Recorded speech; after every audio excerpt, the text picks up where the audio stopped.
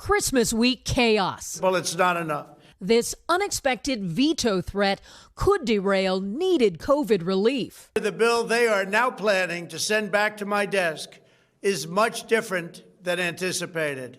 It really is a disgrace. In a White House-made video, the president, who did not engage in negotiations himself and has not been seen publicly in 10 days, suddenly demands Congress sweeten the $900 billion COVID package or else. Send me a suitable bill, or else the next administration will have to deliver a COVID relief package, and maybe that administration will be me.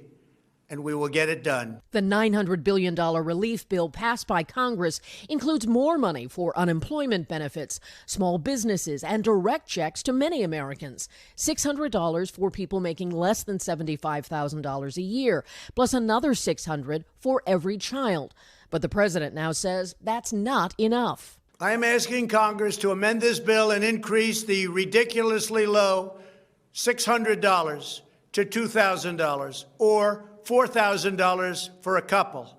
The video coming just after his own White House staff was praising the plan. The president has indicated his intent to sign the bill for a few reasons, because this is going to take care of American families with stimulus checks. And it's going to take care of American small businesses. Top Democrats say they support bigger checks.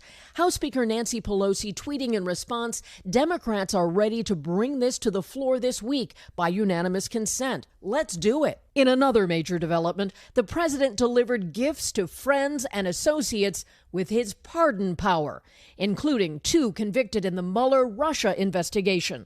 Former campaign aide George Papadopoulos and lawyer Alex Vanderswan, who both pleaded guilty to lying.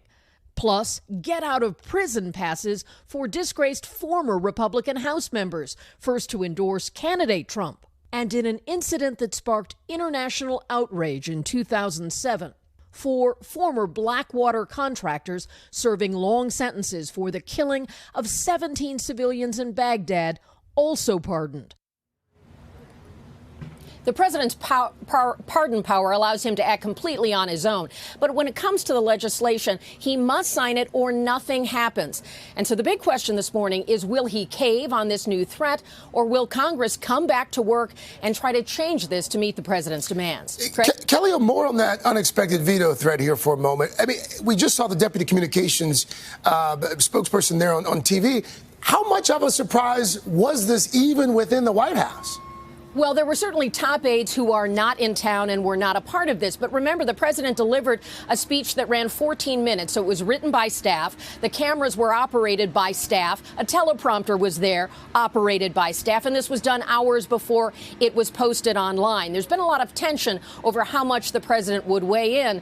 And he's undercutting his own Treasury secretary, who'd been negotiating this COVID package in detail and briefing the president over these many months. Craig? Kelly O'Donnell for us there from the White House. Kelly, thank you.